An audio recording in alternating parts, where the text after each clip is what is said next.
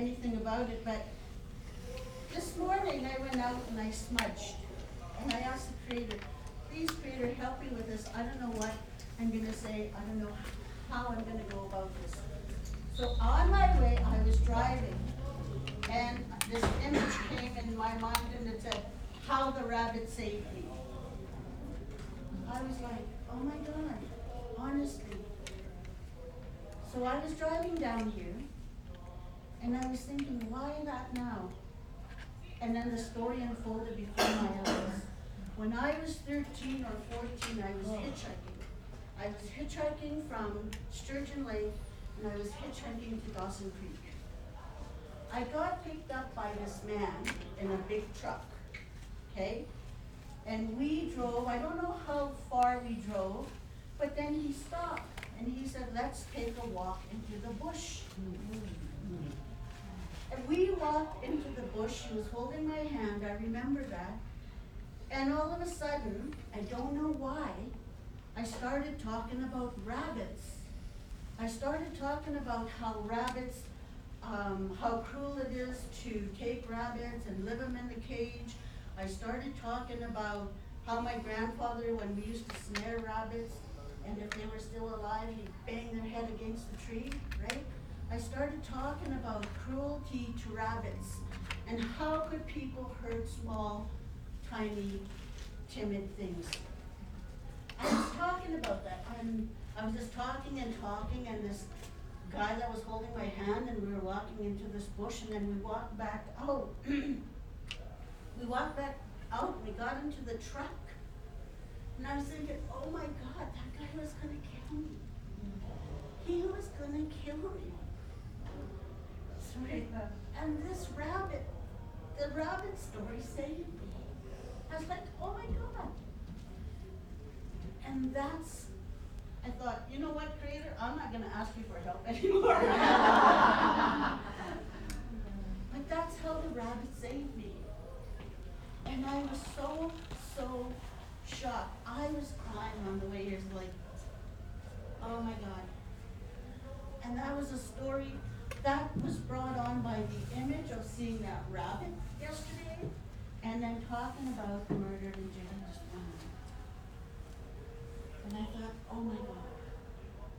So this is how the rabbit saved my life. And I thought, oh my God. It did not hit me until I was driving here. And then I was thinking, oh, am I gonna just share that story? Nah. Yeah, you are. Nah. You asked the Creator for help. I know, but you know, I could lie to the Creator. But it doesn't work that way. And so storytelling in our culture is, we didn't have pen and paper. So all our elders told us stories. And they also taught us how to do things. They would tell us, as they were teaching us, they would tell us how they were doing it, right? And then they would get us how to do it.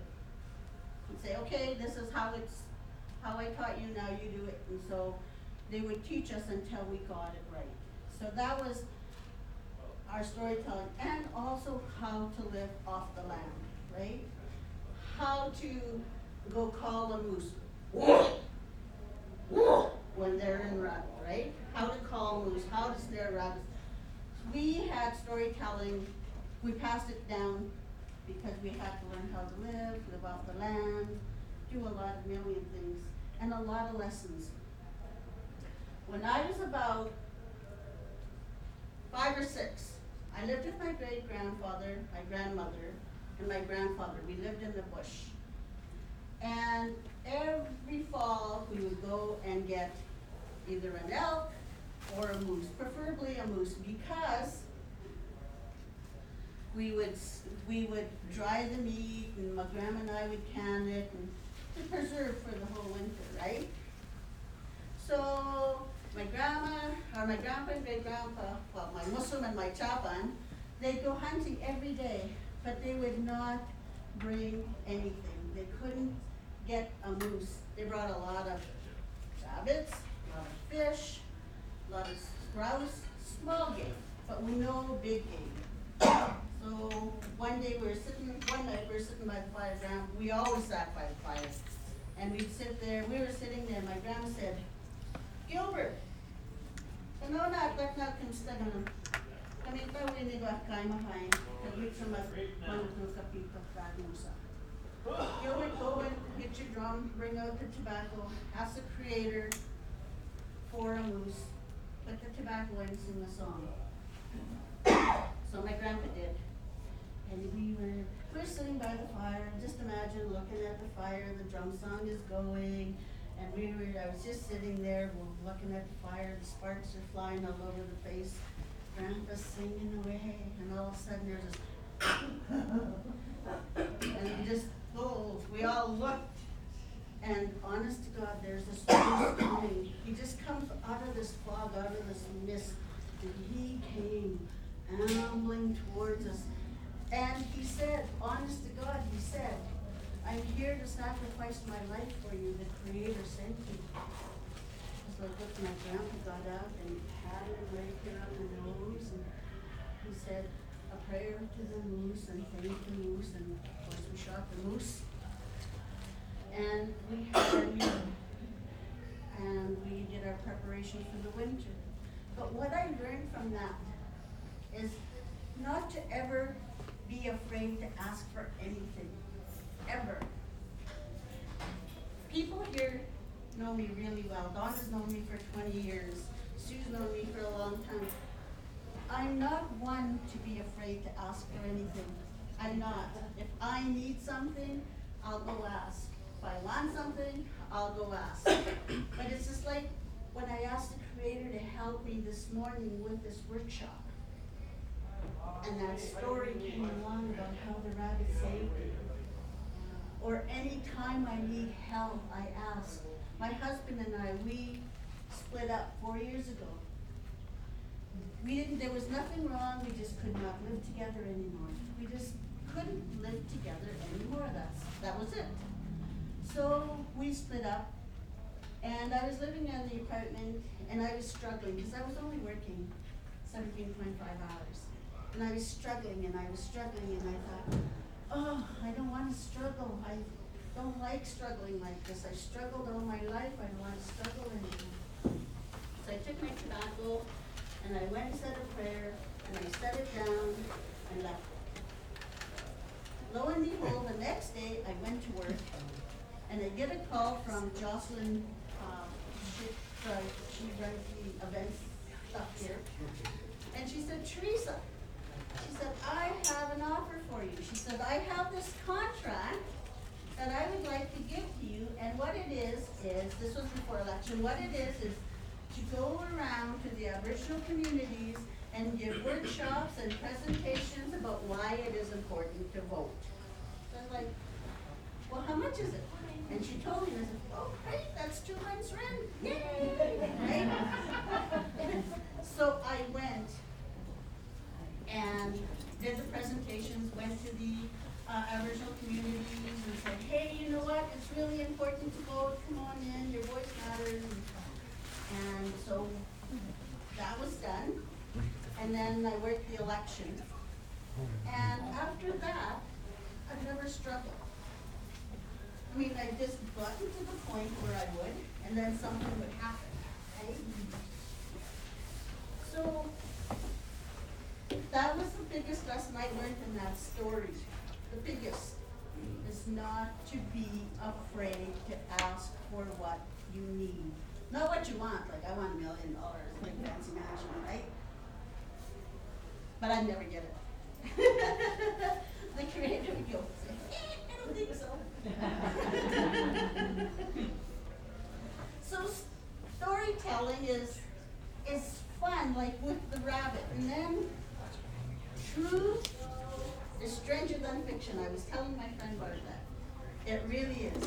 What happened to me one time, I used to drink, and I used to judge, and I used to get into lots of trouble. I just had my 25th sobriety date in September, right? And the stuff I got myself into were just crazy. I remember in the 80s, who here remembers the 80s? Right? Big hair, lots of bangles, shiny, tight jeans, the whole thing. big hair, right? So I was going out with this guy, Lauren. I was living in Whitecourt.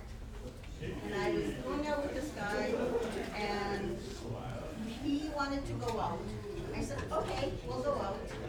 And just before we were leaving his house, his friend Adrian called him and said, hey, I'm in Edmonton, I'm coming to Whitecourt, where are you gonna be? He said, we're gonna be at the bar. Okay, I'll meet you there. So we went to the bar, we played pool, we danced, we just visited. And my friend Tammy came in, and so her and I went off and played pool.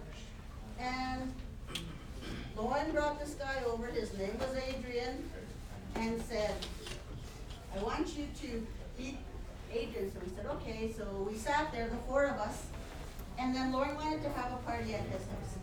So we all went partying. We were playing guitar, singing everything, and then I looked around, Lauren was gone, and I thought, where the heck did he go? So I went looking for him. I went into the kitchen, went outside, opened the door into the garage, thought he might have been smoking. But he wasn't there, shut the door, kept walking, walked down the hallway, opened the bedroom door, and there he was, sleeping. Wow. So I go in, shut the door. I'm going to go to bed too, because I was getting pretty drunk. So I thought, okay. But before I went to bed, I took off all his clothes, and then I was going to go to bed, and I thought, I'm going to kick everybody out because they might have a fight destroy the house. Walking back, walking to the kitchen, and there's Lauren standing right there, and I went, oh my God, oh my God, oh my God. I sobered up instantly, honest to God. I did. So I said, I gotta go home, I'm not I'm not getting home. Oh my God, oh my God. What did I do? Oh my God, what the heck did I do? Oh my God. I thought, okay. So I went back the next day because we had made plans to watch a football game. So I went walking in there, like feeling shame and guilt and all this stuff. I was watching it. David looked up at me and he said, hey, Teresa. I said, yeah. He said, do you know if I got lucky last night with your friend Tammy? And I said, I don't know. I said, I left early. I said, why? Because I woke up wearing naked this morning.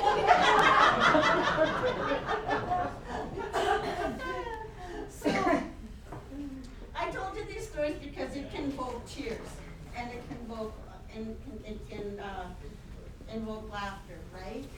But we all have a story inside, and smells, and anything can create a story. Even a lie is a story. Or especially if you're going to go lie to somebody. Oh, I can tell them this, like, oh yeah, I can't go to Donna's workshop because I'll phone her later and tell her that I'm not tired. Right? That's a story, right? So stories come from everywhere. So don't be afraid to write your stories down, your ideas down, because you never know when you'll become as famous as Richard Van Cannon, or Billy Ray Belcourt, or Don McCain, the poets. Write them down, share your stories, share your history. Just write it down and keep a memo, and one day it might turn into something. Thank you.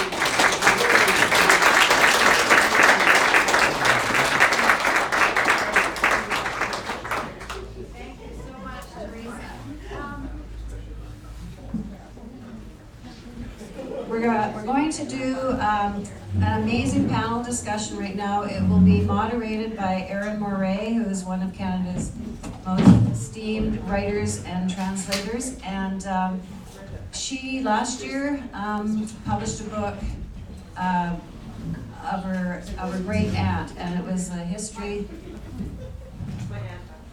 Oh, your aunt. Okay, A Century in the Northeast. And that prompted today's panel discussion, and Erin is going to talk more about that today. Because this is being video recorded, I don't think there's anything that we need to say other than that is what's taking place right now. And I'm going to just hand it over to Erin, and we'll go from there. Okay. Thanks, Don, and thanks everybody for being here. I just want to invite, while I'm speaking, we have 1 hour and you have, I think, 8 speakers. Me. And so we all decided we were going to talk for an hour all at once. I just invented that because encouraged by Teresa. Anyways, I just like while I'm talking for everybody to come and sit up here. I'll sit in the chair that's left over. Feel free to move up because then. Because I'm just going to start by doing an introduction, and then I'm going to introduce everybody once they're up here, so we can get going. And first of all, I just want to say I live in Montreal. I grew up in Calgary.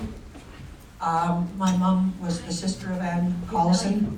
I've lived in Montreal for 30 years, so I'm just happy to be here on the lands of the Treaty 8 of the Daneza people, Deneka, Acho Deneko, Tsikani, as well as folks Cree, Saulteaux, Métis, and even I understand there's some Kaniaka people from the east here.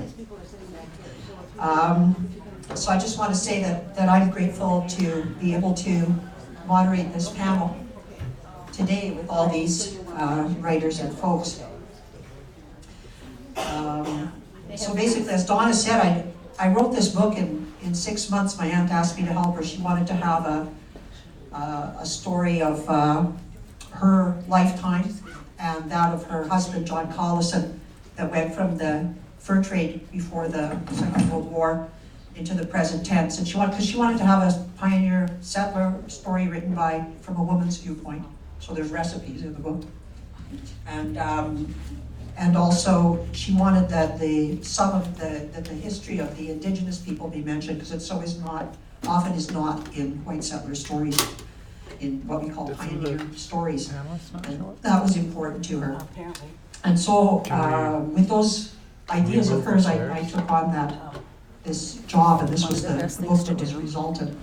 This number one, they may be late. I couldn't, number two, it was not my job ask to tell Wayne. the stories of the Ask First Wayne all your Nations, but I questions. was able to I don't have answers. skim the surface to tell some of the history for people who know none of it, and to give references to other sites and other sources where they can hear the stories directly. But in any case, as I said, that's why I agreed to moderate this panel. I felt a kinship with my aunt's desire to tell this story, and even though it's a white settler story, I didn't want her experiences to be lost.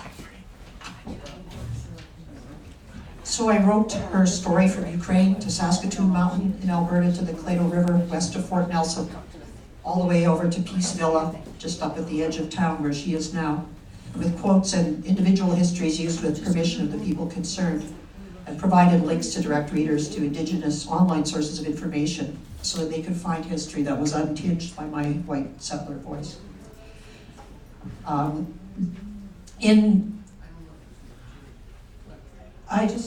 Does somebody else want to join?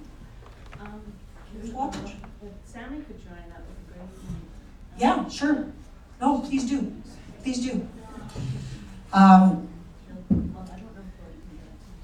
In any case, I published this book just as a self-published book using the tradition of self-publishing, and it's distributed up and down the Alaska Highway. It's around here if you want to look at it or buy it. Working with my aunt's archives and the stories she was still able to tell me with her damaged capacity for voice, and with the courage and vision given me by reading amazing books like The Place Where Happiness Dwells, the gathering of Danese histories and stories that Jillian and Robin put together with the elders at Doig River, that it made me realize that the white settler pioneer history is still can have a role. I was started out thinking it was kind of useless and we should get rid of it. But I was thinking it still does have a role, but only in concert with other voices, as a small voice amid other voices. And so I thought, Dawn and I were talking, and we thought of this panel, because who better to speak of histories and presences and places than the writers and performers and the knowledge keepers who are here with me today. So I'm just going to introduce people quickly to you. If I can find my list. Here it is. And so, did Shirley come? Is Shirley here? Oh, there she is. Okay. Her hair is up today. Yeah, come on, Shirley. So the panel bios here in no particular order, I'm just going to read them in the order I have them. This Shirley Akuhawat is the youngest daughter of a Donese family whose roots in the area go back for millennia and who are really important in history and in knowledge keeping. I've got Billy Ray Belcourt, who's from Driftpile Cree Nation and is one of the most significant Indigenous voices in poetry and in philosophy. He's the kind of guy who mixes poetry and philosophy in his work in these lands that we call Canada. Kim, is Kim here? There's Kim right behind me. Kim Mucci is an acclaimed singer and songwriter. She's performed already a couple of times and she'll be performing again tonight from the Kitliteni Nation in Prince George. I'm really happy to have her here as well. You already guys know, if you were here yesterday, Robin and Jillian Riddington, who are renowned for their work documenting the culture of the Donese First Nation in cooperation with the elders. And if there's still a copy, who knows of that book, Where Happiness Dwells, A History of the Donese First Nations, published by UBC Press in 2013, it's a treasure. Richard Van Camp is right behind me. There he is. Richard. He's like an amazing, amazing storyteller and best-selling author. He's originally from Fort Smith in the Northwest Territories, and he's a member of the Hucho-Dene Nation. Shirley is here too. Shirley Smith Matheson's award-winning book, This Was Our Valley, she presented on it yesterday, chronicled the construction of the dams along the Peace River, starting with the Wacky Bennett's Dam, and going up to the dam, Sightsee Dam. So those are, who else have I got here? Billy Sam Yaku, who was here yesterday. He's one of the, he drums and he's a knowledge keeper with the Donese Nation of Doig River as well. And Billy Atachi, who's a linguist. He's been important in the history of keeping the stories and the knowledge alive from the Donese Nation. And he's also the primary translator for some of the stories that are published in English in The Place Where Happiness Dwells. So we're really grateful to. Without Billy, us people who don't speak Donese would not have access to these stories. So we're really grateful to you, Billy. Gary Oker's also a knowledge keeper with from Doig, and he's also drums with the Doig River Drummers and does a lot to tell histories and also to build bridges so that those of us who are not Donese can understand a bit about the lands on which we are, which we're grateful to Gary too. So I've got quite a few people. Originally I'd asked everybody if they would speak in. First of all, we're being recorded. Hi folks out there. To think everybody about the audience that's not in the room. You can see from the number of people who wanted to be on the panel that there's a lot of important things to be said, and not by me. So that think about the people who are going to be looking at this in the future too, and try to say something to them as well as to the great people who are in this room with us. So I'm just going to start, can I start with you or end with you, Richard? Maybe end with you. Okay. That's what I'm going to do then. No, always ask for advice from your panelists. So I don't know, would you people like to start, and then Billy, or how would you like to? Okay, so I'm just going to, having introduced folks, I'm just going to let everybody speak for 5 minutes, so maybe you could try and do that and pass on, tell the next person you go, okay? And hopefully we'll have time. I'm not going to speak for 5 minutes because we've got the experts here. I just wanted to say, though, that the issue of history has been a really important issue in Canadian courts. And for a long time, the courts just did not pay attention to oral history. They wrote it off. If you're familiar with the Delgamuukw case and Justice McEachern, he was actually really insulting to the elders who testified there. It was really shameful. And fortunately, things have changed. Over the years, though, various Crown counsels have gotten somebody who claimed to be an expert, even though he had never spent any time listening to stories, a guy named Van Gurnet. And he was always credentialed. He's probably been in 60 or 70 court cases. He was always credentialed as an expert, even though he really didn't know anything other than stuff that he'd made up from reading academic papers.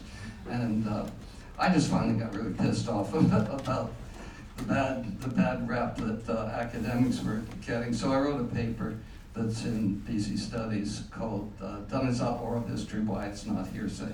Because what Von Gerner was saying was, oh, it's just hearsay, it's just gossip, you know, it doesn't really count.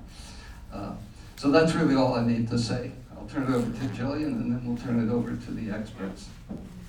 And all I want to say is that when we listened to the stories and we started doing the genealogy that we did for the treaty land entitlement for the Denisaw people, and when we started writing this book, we looked at the stories in the context of the written history. And the Hudson Bay Post journals, Alexander Mackenzie even mentioned people then. And everything they had told us about their history absolutely coincided with what had been recorded. Their history was a lot clearer and plainer to understand. They didn't write in French script like the priests did. It made it a lot easier to hear the truths of the stories. So I'm going to ask Sammy and Shirley and Gary and Billy if he could chime in from down there to add a few things to that, because they know. Okay, good. Good morning, everyone. Can you hear me all good? Thank you. My name is San Haku. I'm from Doik. Was there a storyteller and a lead singer from Doik, and then what my job is trying to pass it on to the next generation. The next generation is Gary and my nephew. As a storyteller, and I learned all the stories from a very young age, and then our story fits in with everything happening now. So what I'm looking at in the future is climate change and our grandkids' future. That's what I'm looking at. So I don't know what their future will be like, and I don't know how we could fix that climate change thing. So I just want to pass it on to my sister Shirley or Billy. I think Billy. My name is William Atachi, but people call me Billy Atachi. My first name is William Atachi. I'm a language expert and First People steering committee for First People. I've been with the language 57 years, translation, doing all recording, like Robin recorded all the oral history back in 1959. When I first met Robin, we were pretty young. He told me one time, he says, I don't think we're going to get old. But no, just, yeah. It was true. Yeah. We're young at heart, Yeah, I've been working with them quite a few years. And I worked with the linguistic for 40-some years, where I learned how to read and write. And I'm still translating oral history. And well, what are we doing now is we're doing a language app too right now. That's what we're working on now. When you translate the story from way down, you can figure out exactly by the people's age like a guy named Oker. Duke is a chain. Start from Duke is a chain. His daughter,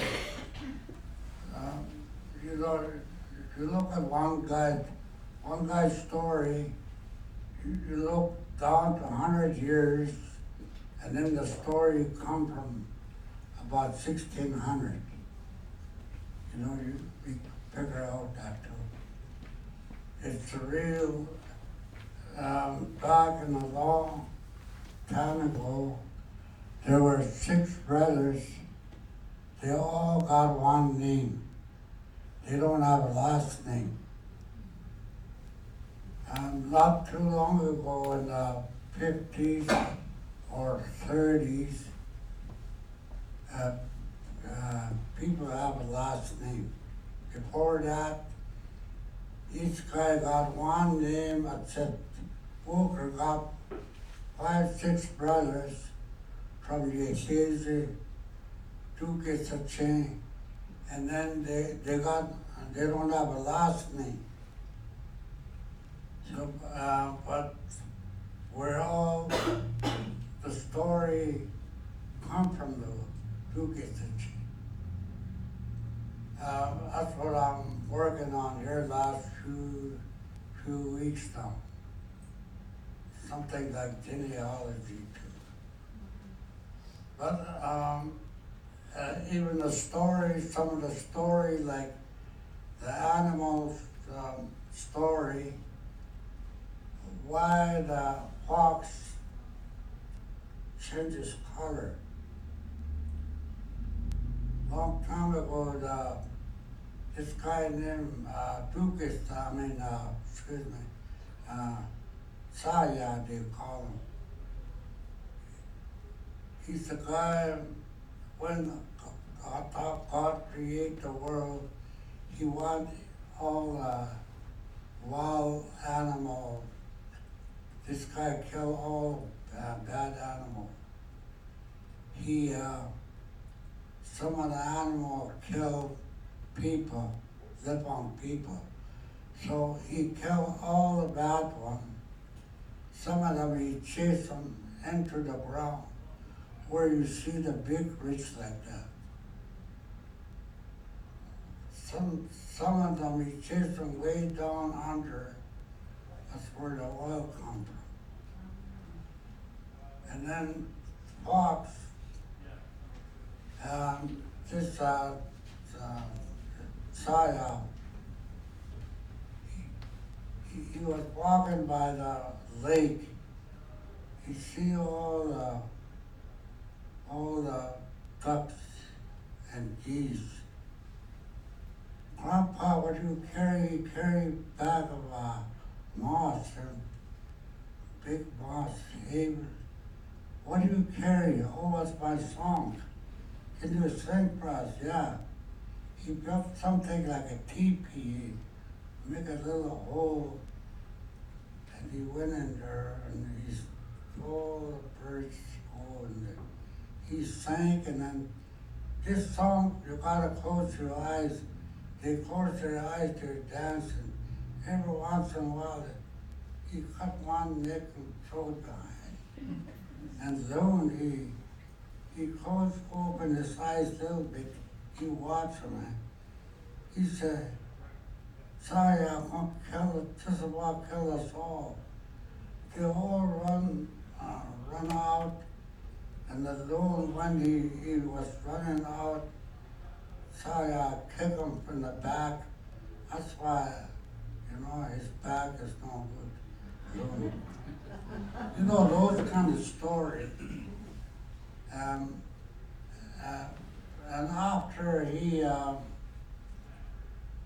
after he cooked all those birds and he stuck them in the ashes. He went for a walk. I guess there's a big island. Then fox come along, and then fox just laying limber like that. And he called Fox, my brother, you run this way, I run this way. where I left those birds, who gets there, wanna eat them all. The fox in my lake one, no good. Says, I wanna tie rock to my leg. He tied rock to his leg. Then he put his little fox right after he left. They both, one went this side of the island, the other one went. When the fox took off and then his leg got sore, full speed, he made it to that was birds. Some of them he eat it, some of them he hide, but he stuck all the legs in the ashes. And Saya, when he come, he says, oh, I beat him. He pulled all those legs, just a bone. I want to picture this. That fox, he went somewhere in the grass, he went to sleep and full stomach, he fell asleep. And then Saya, he got to him, he went around. He set the fire. My brother, big fire, come and run away. He just run through the big fire, and then that's why those silver fox just like burn on his hide. Lots of other people want to tell it.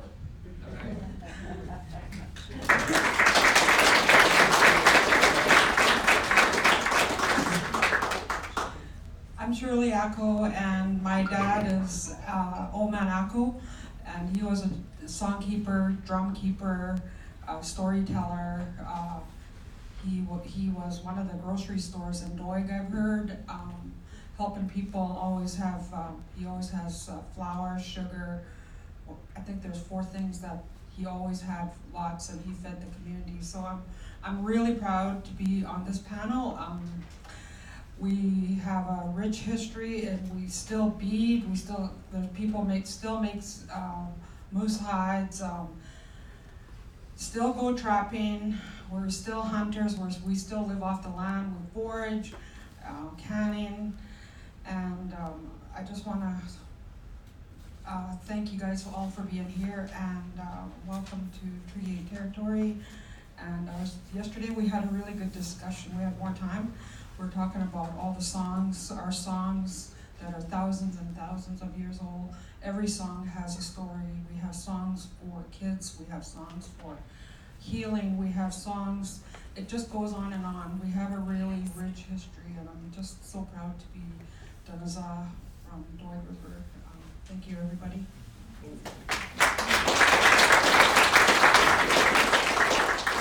看这当着，还实类当着，早前那现在我来了呀，一对上我了呀，没哈呢他，我装的没哈呢他，当然我觉得现在50种，我装在50种，到我去看了。When I was a kid, my grandma and them, they told me that my song was ahead of me, that I need to look for it, and that I need to listen very carefully so that I know what's going on. With that, I went on a journey. Ever since I was 6 years old, I was actually kicked out of with my stepfather here in Fort St. John, Condell, used to be there, kicked out of the house, and I didn't know where to go. So I hitchhiked back to my grandma. And the people that picked me up when I was a young boy were shocked. At 6 years old, I was out there on the streets by myself. But at that time, I remember the stories of Saya and Saya. That's what guided me. So I went on a big journey, like a 50-year journey to find my songs. And I discovered many things, being a fashion designer in Montreal and running a school and becoming a leader in the community, learning the language, to really discover why I was told about these beautiful ancient stories and why I'm connected. And when I came home after years of being seeking, I start working with the elders to find out that I have a deep, deep history. My grandfather was a prophet, and before him, my great-grandfather and great-father. So then I obviously then realized the importance of who I am, and then began to discover that we need to pass it on, that we need to make sure that the young people have a sense of discovery, that all these songs and stories that they told us was about a journey. Everybody has a life journey, and that Joseph Campbell would talk about the idea of hero's journey. Similar to all our Saya stories, and all those things are similar to what Harry Potter is today in a modern context. That the mythologies and stories were based on the Roman mythologies and stories. So we've been talking about how do we do that, because in the school systems and ever the narrative of our history are totally put aside, and the colonization has actually created a disconnection to those things. So when we are in a position to do something about it, we said we gotta put that as a #1 priority, how our language is important, how our songs are important, how now, today, innovation of taking technology, virtual reality platforms and those type of things to actually recreate the history in a modern context, because those contexts are still very, very important. That having a sense of identity is the key thing. Grandma used to say, so you would know. And I said, okay, why would I know these things, you know? Because obviously when you're young, sometimes we think that the old time stories are not important. But as we get older, you realize how important it is to have that foundation of who you are. So in my life, I was guided by these things. And today now I'm in a leadership role. Looking back at my life, I actually was designing. It's a concept of Daniza thinking is what got me through many things. Even when I was a fashion designer in Montreal, a lot of times I would be pressured to create these beautiful things, and I would say, what would Grandma do? And then all of a sudden I would be coming up with beautiful stuff. And then setting up a program in Dawson Creek for years for Indigenous people to teach them about their identity, who they are, and creation. So art and creation and creativity is important to pass on this information to the next generation. Just like our ancestors did, we now got to do that so that the kids can have a sense of who they are. Thank you.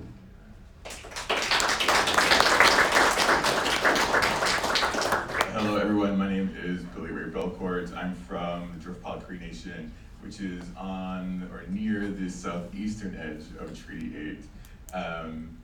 And I thought I would speak very briefly, because I have a whole session after this, so I don't need to take up too much time, about my own a literary project, which has a lot to do with where I'm from. I left home at about precisely 17 to start university in Edmonton. Phone call.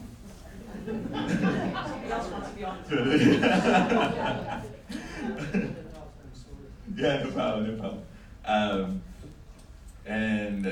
So I spent many years away, but I go back very, very consistently. And so what I've been trying to do, not so intentionally in my first 2 books, but in books to come, in my sort of memoir-ish book, and then in this fiction project I'm working on, is try to investigate how it is that entire groups of people from particular places like along Lesser Slave Lake in northern Alberta, how we come to understand ourselves as people who are outside of history, as people who don't live political lives. Because I think that even though because of what has happened to us as Native people, because of how reservation operates in a place like Lesser Slave Lake, so there are many reserves and Métis settlements in this area. I think it's very sort of densely populated with Native people, but there's also a large non-Indigenous population. And so that I've heard history or stories about how even like public schools deep into the 80s and 90s were essentially self-segregated. The students would segregate themselves. There'd be like an indigenous hallway and then a white hallway, and you like didn't dare to go into the other one unless you wanted to get like, beat up, that sort of stuff.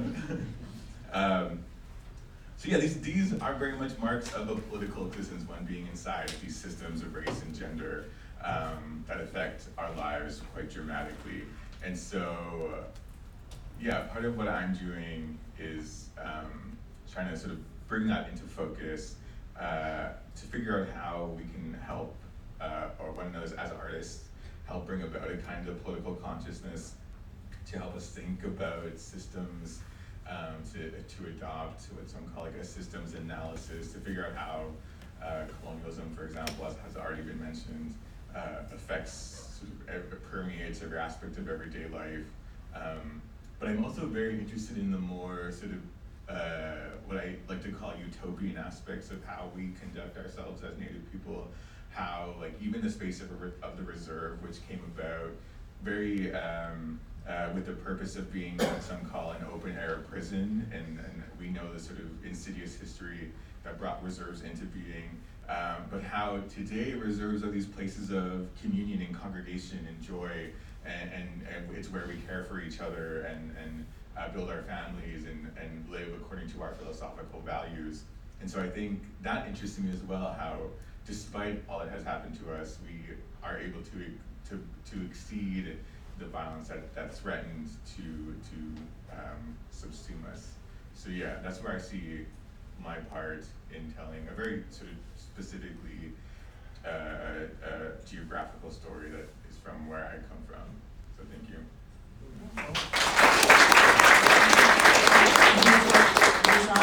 Am I on? My name is Shirley Smith Matheson. I've written a number of books. I lived in Hudson's Hope for many years, and I wrote the biography of Father Emil Youngblood. It was pronounced, but it was called Youngblood. The book came out called Youngblood of the Peace. And for that, I interviewed so many people of his congregations in Hudson's Hope, Moberly Lake, Chatwin, and Kelly Lake. And so I continued writing, and one day, we'd moved to Calgary by that time, and Art Napoleon came to visit me. He was then the chief of the Cree Saulteaux First Nation, and he plunked a big book on my desk at my office where I worked for the Alberta Historical Association. He said, "You've got to write about this." I said, "What is it?" He said, "The oral history of Treaty 8. I said, "Oh my gosh." He says, "Take it home and read it for your own knowledge as well as how you can, if you want to write something on this." And I said, "Well, I've already started to do research on a book about the Badeau expedition of 1934. Charles Badeau, the very wealthy French industrialist that made a trip through virtually from Edmonton, Fort St. John. He was going to actually find his way to the coast with Citroën vehicles, but he hired many, many people from the north, cowboys, indigenous people, everybody. So I read the Treaty 8 oral history, fascinating, and also I said to Art, well, maybe I can incorporate some of this into this Badeau expedition story and create characters, but I want you to vet it. I'm not going to walk into something that I have incorrect information. He said, no problem. He did that, and then I had John Doki go through it. He couldn't read it, he was the chief of the West Moberly First Nation, but he and his wife and I read sections of the book to him, and he made any corrections or approved it. And then they said, you've got to write about us. And I said, but I'm a white person, and shouldn't you be doing your story? He said, but we trust you. And that said so much to me. I didn't end up writing the history of Moberly Lake, as you can imagine, but the Badeau, this is the book that it came out. It was called Keeper of the Mountains. It's no longer in print, it's sold out, it's printing with Thistledown. And Art also, I had 20 titles suggested, and he suggested Keeper of the Mountains. So then I continued writing for young adults, which is a wonderful readership. And because I live near the Alaska Highway, well, 50 miles off it, I realized that young students did not know anything about the history of the Alaska Highway. And if they read nonfiction books, you know, they weren't particularly interested. So I decided to incorporate the history of the Alaska Highway, the building of it in 1942, with aviation, which was my main topic that I write about. And so I wrote Flying Ghosts. And again, I incorporated legends, one called the Valley of Lost Plains, which is just north of the BC-Yukon border near the Smith River. And some pilots told me that more airplanes have gone down in the Valley of Lost Plains than ships in the Bermuda Triangle. Whether it is true or not, it works. As in a novel, it works. So again, I incorporated legends. And this book became so popular, especially in Fort Nelson at Aralangus Elementary School. They had an artist paint this cover as a mural on their library wall, which I believe is still there. And the teachers made up all sorts of class exercises based on the book. And then the students said, what happened to Loretta? And she is one of my secondary characters. So I said, well, I will have to make up a story about Loretta. And so, of course, I love research. I do research all the time to the nth degree. And you never are sorry you did research, believe me. You don't want the book to be out with errors. So here's how I started to research a book on Loretta. And it's called, I'll just read a wee piece of it, On the Way to Weasel City. I write books. This means that I not only research characters and plots, but I must also find the right settings for my stories. When I discovered Weasel City, I knew I had found the perfect hideout for my notorious gambler character, Bean Trap Braden. And that's again, Bean Trap, that is an old-fashioned name for gamblers. They trap other people's beans, who would know? So Bean Trap Braden had appeared in Flying Ghosts. I first discovered Weasel City in a book titled The Fort Nelson Story, written by Jerry Young. Weasel City got its name because it was a good place for the trapper and a bad place for weasels, states Young.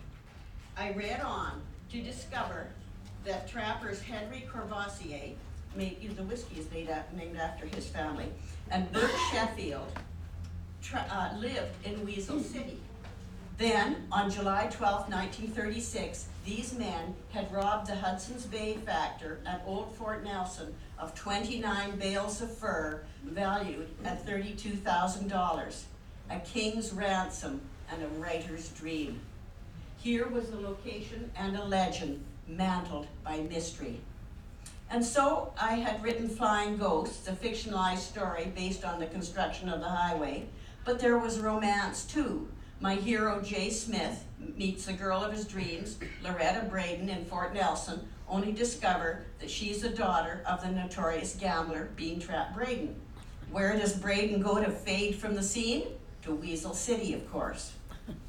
Following the publication of Flying Ghosts, I wrote the sequel to tell Loretta's story. I imagined the terrain and the people who might live there. I threw in a trading post that didn't actually exist, but could have. And then I wove a diabolical plot. But one thing bothered me. I hadn't personally been to Weasel City. What if I described a mountain view when there wasn't one? I'd almost goofed by populating the area with magpies to be informed that there are no or very few magpies around in the area. In fact, they did an APB, all points bulletin, in Fort Nelson to find out if there were actually magpies there. And only one person came up with it, and he said, yes, but it was in the back of a truck. It was dead. I think it came from Fort St. John. So anyway, that is how I came to research Weasel City for my book, The Gambler's Daughter, which was the sequel to Flying Ghosts. Thank you.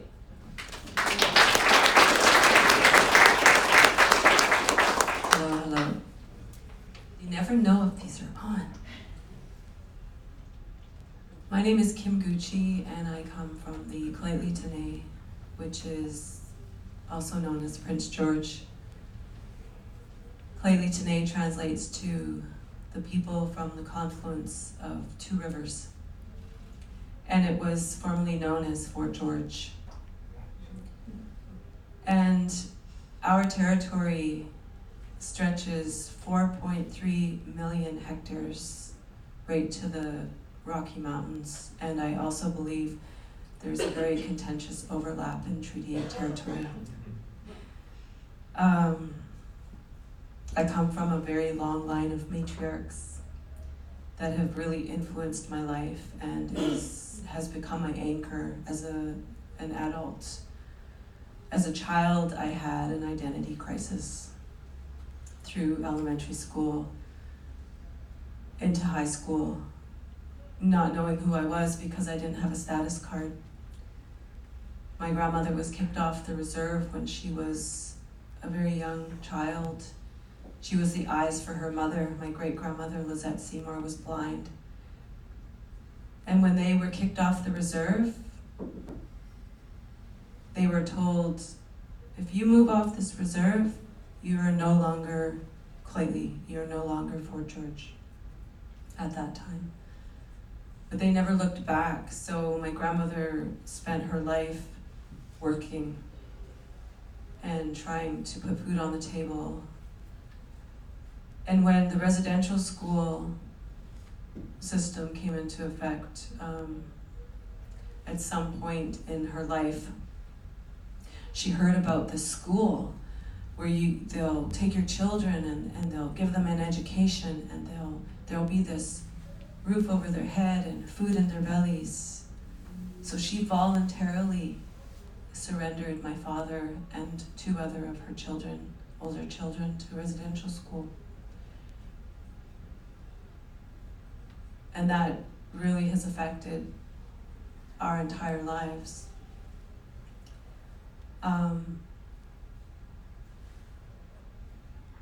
So identity, to me as an adult, is about land, is about place, is about language, is about the arts. I really resonated with what Gary said about it's the arts that we need as a foundation for our children, because if you think about it,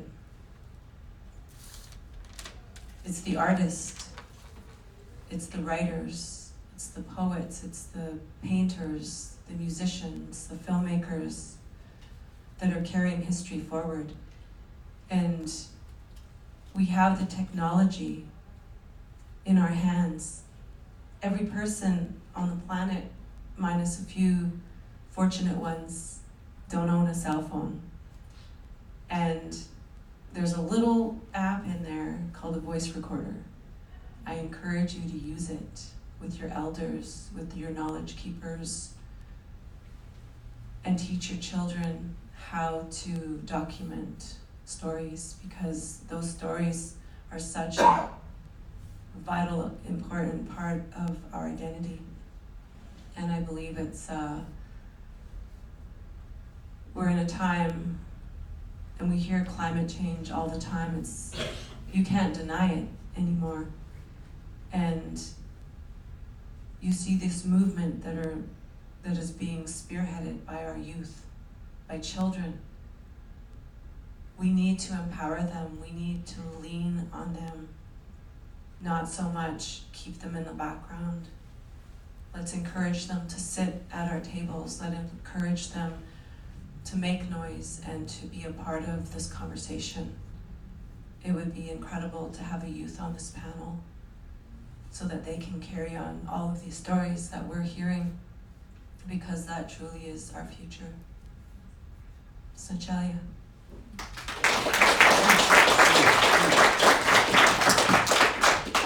You know how elders, they always go like this? Because they're seasoned pros. Hey, I just want to say a huge masi cho. It's like your masi. It's so good to be here today, this esteemed panel. It's just awesome. It's just wonderful we're having a lot of fun at this festival. I just wanted to compliment the organizers and the sponsors and the volunteers. All this hard work is paying off. I'm in awe.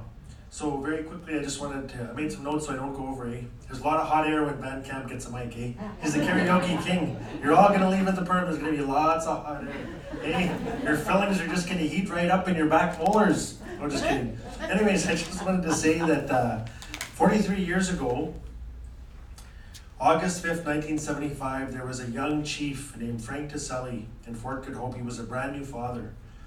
He had just learned that the Berger inquiry was coming to Fort Good Hope, and that Judge Thomas Berger was coming with CBC and a bunch of lawyers and oil executives to hear about whether or not they should put the Mackenzie Valley Pipeline right through the territory, right through Denendeh, the Western Arctic. And he, in 3 days, crafted one of the most beautiful speeches of our time. And you can watch it on YouTube for free if you go Frank Tiselli, Fort Good Hope 1975, Berger Inquiry on YouTube.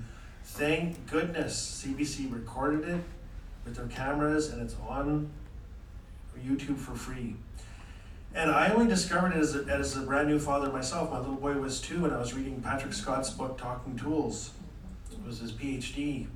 And I was so upset and so outraged that I was in my 40s and I had no idea that when I was 4 years old growing up in Fort Smith, up the road, a young chief was giving one of the most important speeches of our time. It's right up there with Martin Luther King's I Have a Dream. And in fact, his speech is more relevant now than ever, especially with the Site C and all these expansions and the new tar sands they want to open up outside of Wood Buffalo National Park in northern Alberta, outside of Fort McKay and Fort Chip. And I decided there that I knew Frank, I knew his family, and I decided that when Highwater Press called me and they said, we're putting together an anthology, it's going to be called This Place, 150 Years Retold. We're going to ask writers and artists from every territory, every province, to choose one story that you want all Canadians to know about. One story that's going to get into every classroom. One story that you're worried the world is going to forget. I decided to once again work with master artist Scott Henderson out of Winnipeg, and Laura McKay is our editor, and I decided to work with Mr. Tiselli, who is a great-grandfather now, still going strong in his community in Fort Good Hope with his wife Bella. And I decided to ask him every question I could and really document the process that went into the 3 days of him crafting that speech.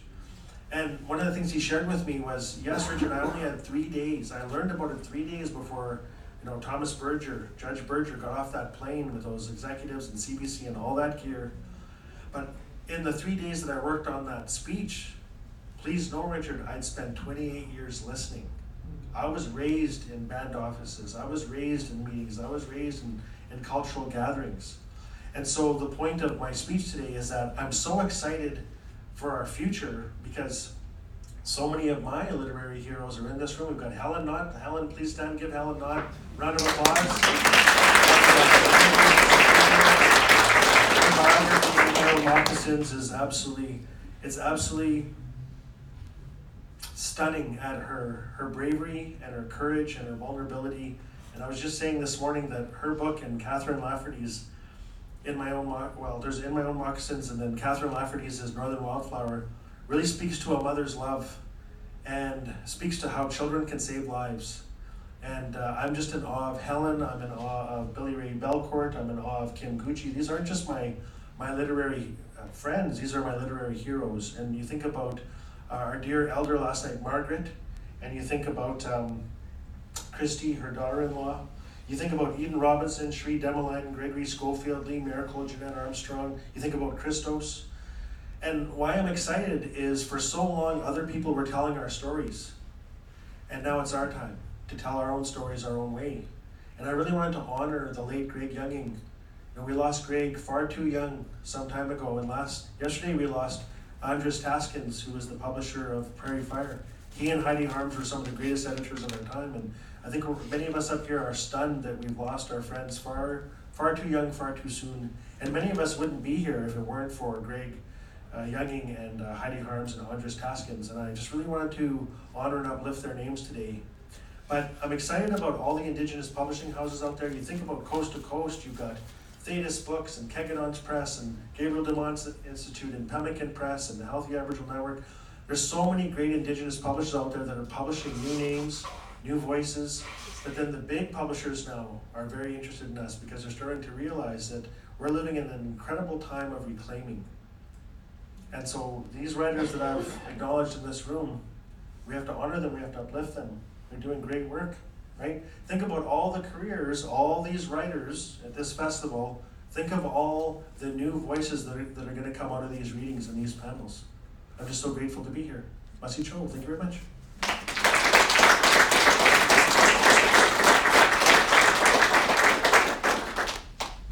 I just want to thank everybody for their contribution. I think all of these voices that you've heard in the past 45 minutes or so all give one ray in a very broad beam of light. And I'm welcoming, as Richard, as I just want to second what you were saying, to be so glad for the future, so glad for the possibilities, so glad that people like the Danese at Doik are using the modern technology and helping to get the stories out there and helping to make it more possible for people to contribute to stories without having false history when you're the only ones telling the story. That we need this times where there's the Indigenous resurgence, where finally the stories are being told in the way that you guys want to tell them, where there's people who are able to do this in all the different ways, even the different types of art, even fashion design is an art. And I'm very grateful what people have said here, and I hope you receive their words as seeds for further thinking about how we can carry histories of place forward, whatever places that we're from, and how we can both listen, which is 80% of communication, and learn to speak in the future. We have to learn to listen first. I say communication is 80% listening, 20% speaking, and if you get 100% and only 20%, you're still only 20%. Flunk. So listening to people here today, and to the audience that will watch and hear them by the video afterwards, I hope you will receive these seeds and plant them in your own lives. We actually have 5 minutes. Thank you, everybody. You are amazing to have put all this stuff into such a short time. So I am able to take a question or two. If somebody would like to speak, if you could come to where the microphone is, or I can come to you. Anybody have anything to add? Subtract, a comment? Yeah? I just had a question about, I was interested in that Berger Inquiry YouTube, but I didn't know how that name was spelled. Frank? Yeah, T-S-E-L. T-S-E-L. E-I-E. E-I-E? Yeah, Tiselli. And if you go Fort Good Hope Berger Inquiry 1975 on YouTube, you'll see Mr. Frank Tiselli. Do you want to say that into here so it'll get recorded for the video? Okay, here we go. So you want to spell Frank Tiselli? Yeah. Mr. Frank Tiselli. Frank Tiselli, you're watching, you're listening with your beautiful wife Bella. So I want to say a huge Masi Cho to you. So here's how we spell your name, Frank. Capital T, S, E, L, E-I-E. And if you go on YouTube, you just go Berger Inquiry 1975 Fort Good Hope, and you'll see the gorgeous 28-year-old bronze Adonis, Mr. Frank Tiselli himself, standing up and delivering one of the most beautiful speeches of our time, one of the most important speeches of our time. And the little comic book we adapted with Frank's help for 3 years, we worked with him, is called Like a Razor Slash. And where that title came from was there was an elder who stood up at a reading at the Berger Inquiry, at the reading of minutes and notes, and everybody was allowed to give testimonies. And this elder stood up and spoke, and Patrick Scott was there as a cameraman with CBC. And this elder said, putting a pipeline through the Mackenzie Valley is like a razor slash across the Mona Lisa. And that was it. They shut her down after that because nothing else, as the Crees say, tap way. The truth has been spoken. You can't build on it. Everybody just went home.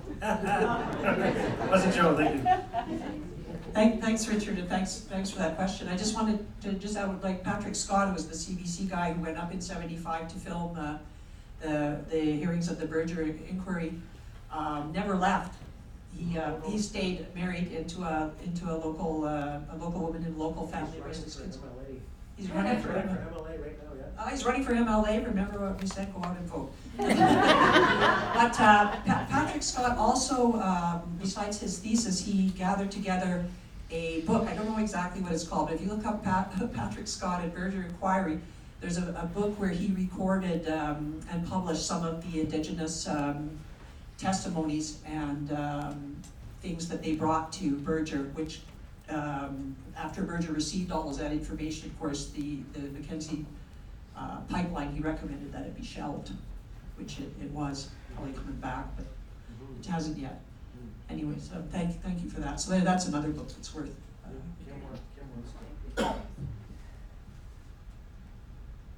Sammy said something, but maybe he wants to say something else. You want to say something, Sam? How about the audience? Does anybody else have any other thing that they would like to comment on? If you had a comment, what would it be? No? Okay, well thank you very much everybody for, I can't believe we're on time. A panel with 10 people on it. Thank you, and I hope you would stay for the rest of the sessions. This has been a really great conference. I want to thank Donna Kane and the other organizers.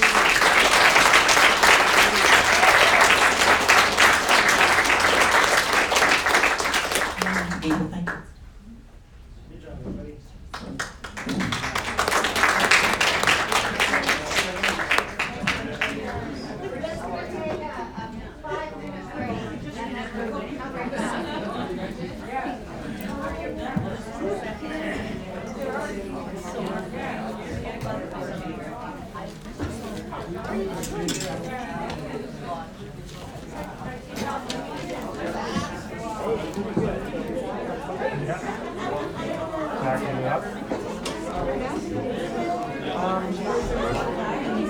Glad you could come. I hope you stay.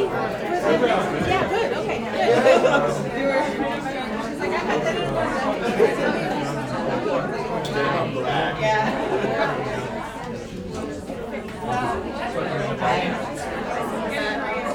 Hey, I didn't see you there. Yeah, and you camped. So you camped in. So I didn't see you down there. I was wondering where you were. I thought, oh, why is it? Something must be wrong. I'm here. I didn't stay last night. My shoulder was tender. I went and laid down after supper and I didn't get up again. That's okay. That's not a problem. Not a problem. We've had some good attendance, so it's been great. Yeah, this is the highest of any session. Yeah. Well, I got to play last year. Oh, good. This is great. But of course it's Saturday. Yeah. And on Saturday you have people. That's true. You know? Yeah. Friday morning. Exactly. Hey, you look livelier. I had a good stress. I didn't. After I saw you, I did. Really?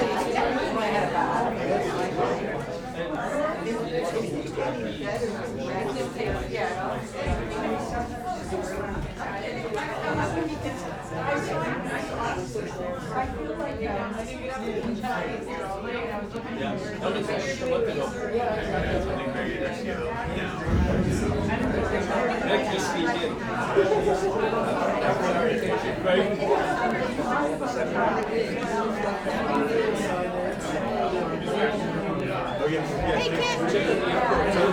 How you doing? Good. You hanging in there? I can hear quite a bit. Well, I feel like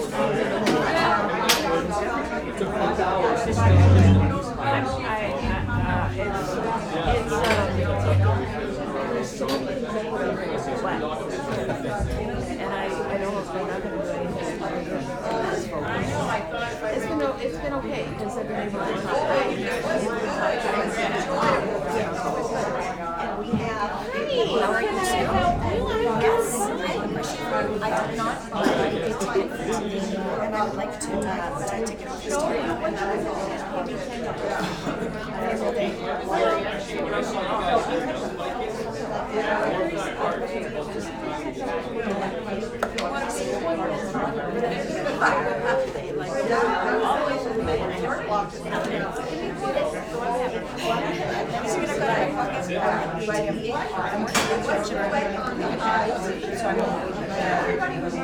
medication that's making me stupid right now.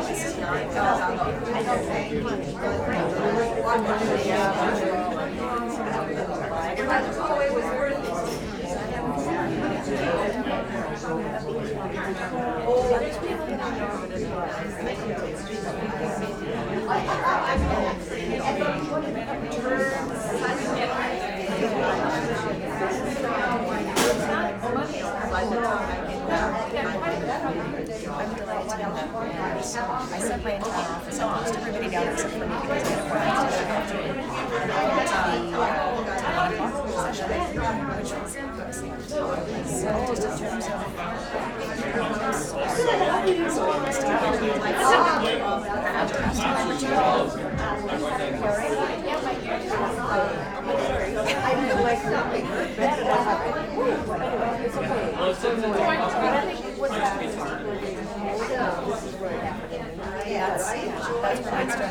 Another one for the next session. No problem. Thank you. Here we go.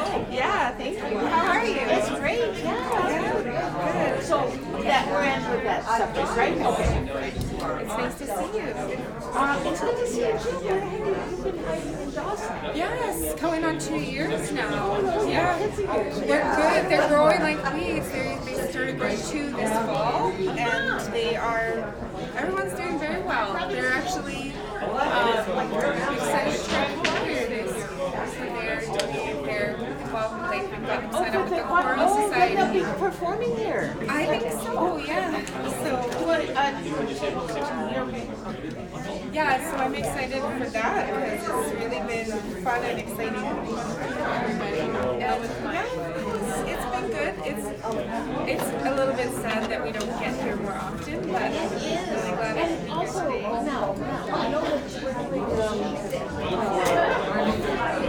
Adam Kelly, yes, I saw that. So I'm gonna check Leslie's schedule and make sure we can get there. 7, they're gonna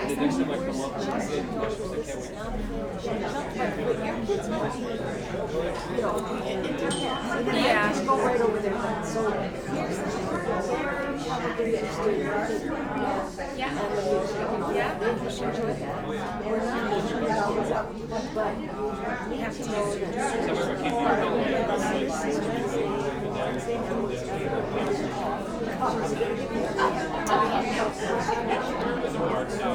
yeah, that sort of thing. And there's innuendos, there's nothing explicitly changed for this, okay? But we are suggesting, just to let you know, just in case you come. Oh, I appreciate that, thank you.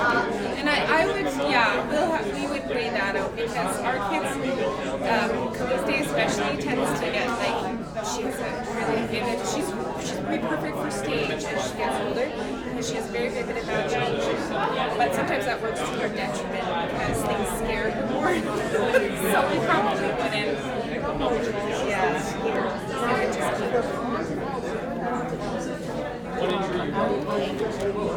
And so you want to check that. Okay, that's so just be aware that all that's happening and that for sure that's a cartoon which would be great for kids. Right. But just a little bit concerned with that either away from the cartoon. Yeah, for sure. Oh, that's awesome. Thanks. Are you here all day? I'm the chairman of the Youth Arts Council, which is pretty cool.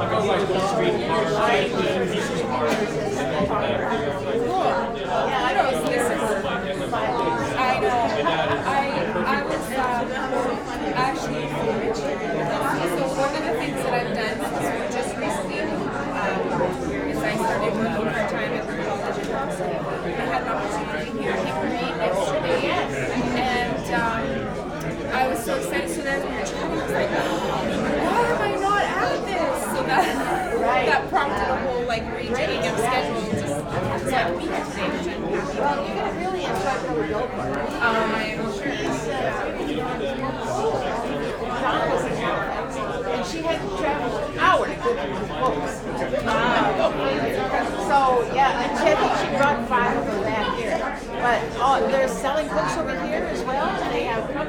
from the festival, unless they're already gone. And there's just a whole bunch of stuff. So, Well, I will go check it out. Thanks. Sure. We'll chat. okay. Did you leave? Nope, he should still be here.